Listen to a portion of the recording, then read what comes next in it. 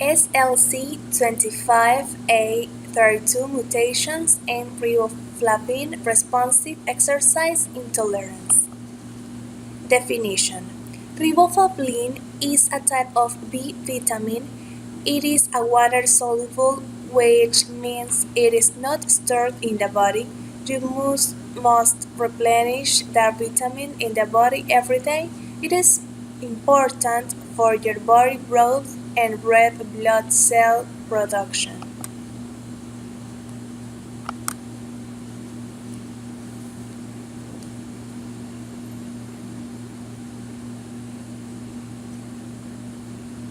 Lifestyle medicine is the use of lifestyle interventions directed at the treatment, management, and prevention of disease. Hey folks, Dr. Keel here, and I want to take a few minutes to talk about riboflavin and its potential health benefits. Riboflavin is a water-soluble vitamin, also known as vitamin B2, that is typically included as part of a vitamin B complex. The name comes from the term ribose, which is a type of sugar, essentially, and flavin, which means yellow. Riboflavin is essential for the proper development and function of skin, maintaining the lining of the digestive tract, healthy blood cells, and many other functions. It's needed to break down carbohydrates, protein, ketones, and fat, and it also makes it possible for oxygen to be utilized properly by your body. It has many potential benefits. It may help reduce the risk of certain types of cancer, including esophageal and cervical. It may reduce cardiovascular risk. These studies are somewhat preliminary, but they're linking vitamin B complexes with a reduction in cardiovascular risk. And that same studies are also looking at blood pressure. It has a proven benefit in preventing migraine headaches, shown to decrease the frequency of them. It may help with carpal tunnel syndrome. It can help mobilize iron for red blood cell production in certain blood disorders. It's also well documented to reduce eye fatigue, cataracts, and glaucoma. It may help with memory loss, including Alzheimer's disease, and is a critical component of the electron transport chain and potent antioxidant. Some other potential benefits that are not as well documented or evidence-based include burning feet syndrome, acne, muscle cramps, immune system boosting, preventing aging, and maintaining healthy skin and hair. Common sources include dairy products, eggs, green leafy vegetables, lean meats, legumes, nuts, breads and cereals, liver, and kidneys.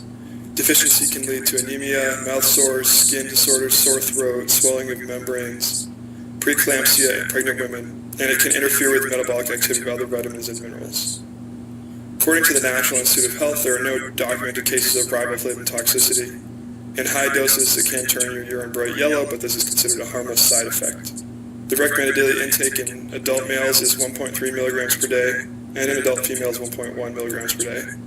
And another dosing regimen recommended by the NIH is 5 to 50 milligrams per day in divided doses. So in conclusion, riboflavin is a water-soluble vitamin, often comes as part of a B complex, definitely helpful with migraine prevention and protecting your eyes from certain disease. May also be helpful with other things such as cardiovascular disease, certain cancers, blood disorders, and Alzheimer's disease. Common sources include dairy, eggs, green vegetables, meat, and nuts, and deficiency is rare in the industrialized world.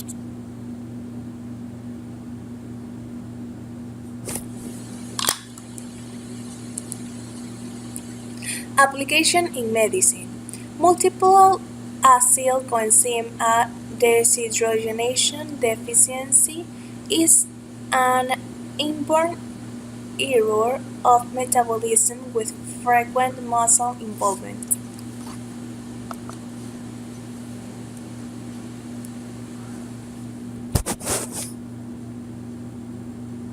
Hey guys, Dr. Berg here. I wanted to talk about vitamin B2 deficiencies. It's a very interesting vitamin, riboflavin, all right? So look at all the things that it can create. Painful red tongue, chapped lips, cracked heels in the bottom of your heels. You know, people put tons of lotion, but that's really a B2 deficiency. Even the cracks in the corners of the mouth are a B2 deficiency right there. Also, oily skin around the little part of your nose, right through here where the indentation is, that's a B2 deficiency. Bloodshot eyes, irritation to light, watery eyes, itchy eyes, that's a B2 deficiency. High histamines, that could be anything with like itis, or like inflammation, or all the type of dermatitis, inflammation of the skin, of the joints, of the eyes. That's a B2 deficiency. Sinuses, sneezing, things like that. Also, migraine headaches. That is a B2 deficiency in some cases. Myopia. That means you can't see very, very far. I did a video on how to correct the vision seeing close up, but it could be, if you can't see far away, that could be a B2 deficiency. Anal fissures, okay? So in your private parts, that could be very painful. So the question is, how do you become deficient in B2, right? Well, mainly B2 it's in a lot of foods, but it's usually coming because the person's consuming too many grains or flour products, and the breads, pasta, cereal, crackers, biscuits, waffles, pancakes, things like that. Because if you look at the flour that they use to make that, it's always, well, not always, sometimes it's enriched with synthetic vitamins, including synthetic B2. That's not the kind that you need. So you just really have to cut out the refined wheat products and other grains. And it doesn't matter if it's gluten-free or not, you just need to avoid it. It's just not good for you. The other thing you could do to supplement it, it's in nutritional yeast. Not brewer's yeast, not baker's yeast, brewer's yeast. Take some of that, 1 teaspoon a day. That will give you B2 as well. So those are some tips on vitamin B2. And write your comments below. And go ahead and subscribe to my channel. And I will see you in the next video.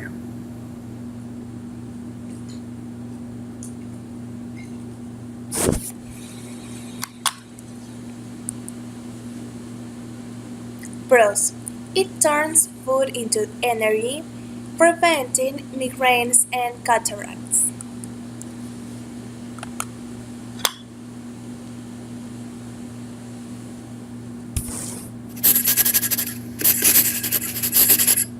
Riboflavin, vitamin B2, is required for energy, for healthy skin, and the prevention of cataracts.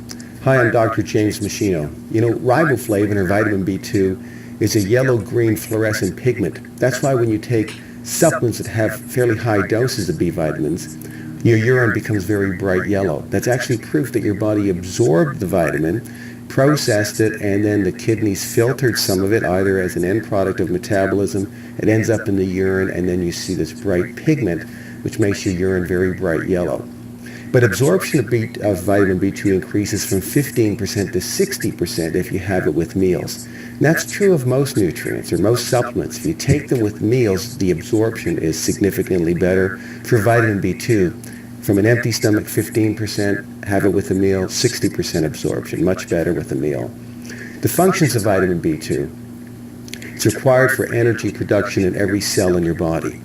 It's also required for the body to make a very important antioxidant known as glutathione. So glutathione is a premier cellular antioxidant, but it's also an important detoxification agent in the liver. So this is another important role for B2. It's also required for synthesis of steroid hormones in the body, for red blood cell production, and it's required to activate vitamin B6 and the B vitamin folic acid. In other words, if you were to get folic acid from food or supplements, or B6 from food or supplements, but you didn't have enough vitamin B2, the body can't convert those other vitamins into their active form. We've seen this before in people that have certain types of anemia, where they have a low level of folic acid or B6. Giving them folic acid or B6 doesn't reverse the anemia until you give them vitamin B2 as well, because it activates those B vitamins, and then they can play their role in the body in all the metabolic reactions they're required for. Deficiency states of vitamin B2, common ones are things like chelosis. Chelosis means very vertical, a lot of vertical cracks in the lips. Nasolabial seborrhea. Seborrhea, flaky skin in and around this nasolabial fold, an inflamed mouth and tongue.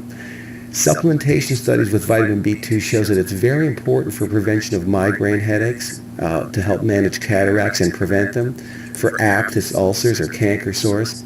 So what I suggest you do is you click on the link below to read the article. Make sure that you're ingesting optimal amounts of vitamin B2. It's a very important vitamin. And to learn how to use it as a supplement, the right doses for various health conditions that you may be challenged with. Now remember that at machinohealth.com you'll see my other research review papers, you'll see teaching materials from my live seminars, you'll see other downloads and resources I've created. They're all there for free to help you lead a long, Cons. They can damage cell membranes and interact with genetic material.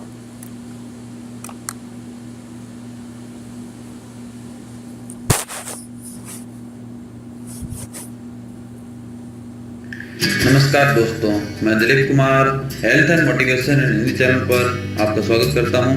दोस्तों, आज हम बात करेंगे vitamin B2 यानी कि riboflavin के बारे में।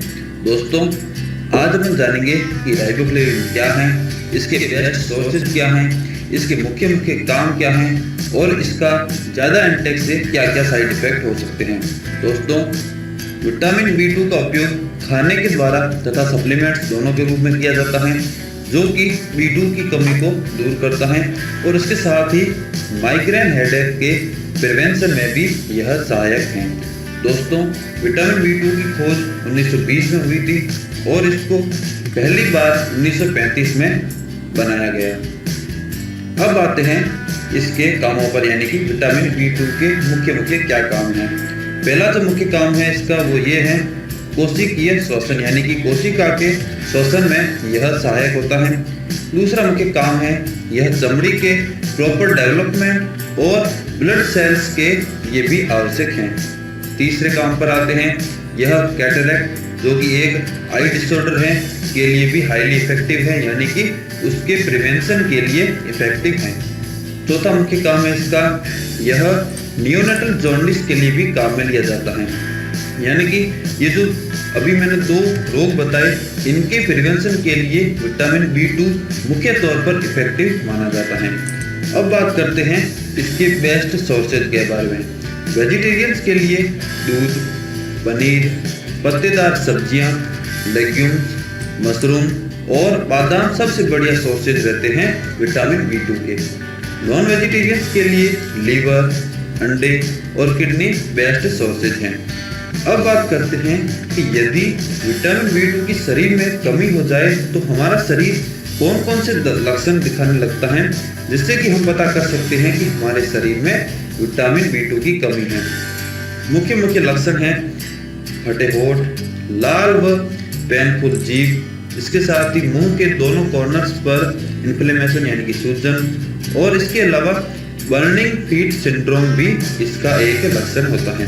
दोस्तों, विटामिन B2 का कोई साइड इफेक्ट नहीं होता है यदि इसका ज़्यादा इंटेक हो जाए, लेकिन सप्लीमेंट्स के रूप में इसका ज़रूर से ज़्यादा इंटेक करना हानिकारक रहता है।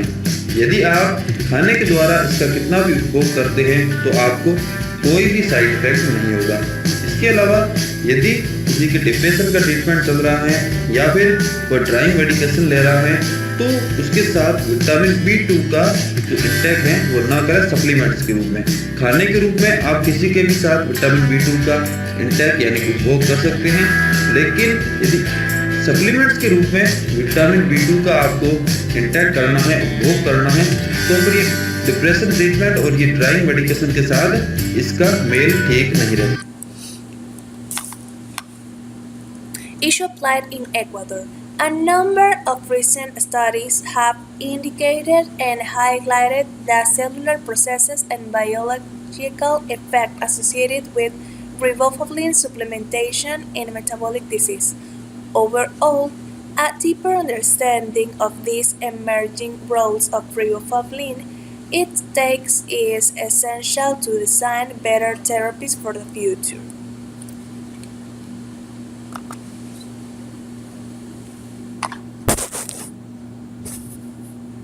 Today's lecture continues our series on vitamins with vitamin B2, also known as riboflavin.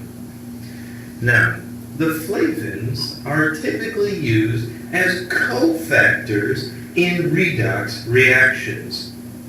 There are 2 specific types of flavins that are typically used, and they are known as flavin mononucleotide, or FMN, and also there's flavin adenine dinucleotide, FAD.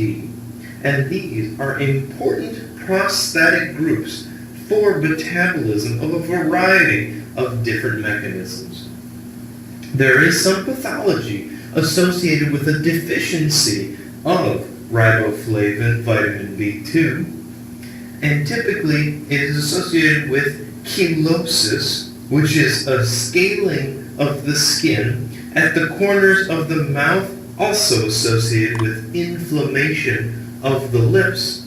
And there is also corneal vascularization, which it terms as an increase in the blood vessels over the cornea of the eye.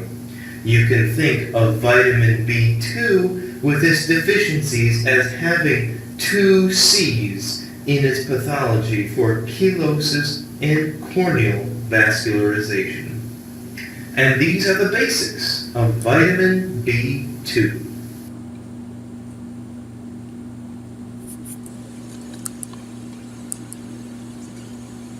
Conclusion.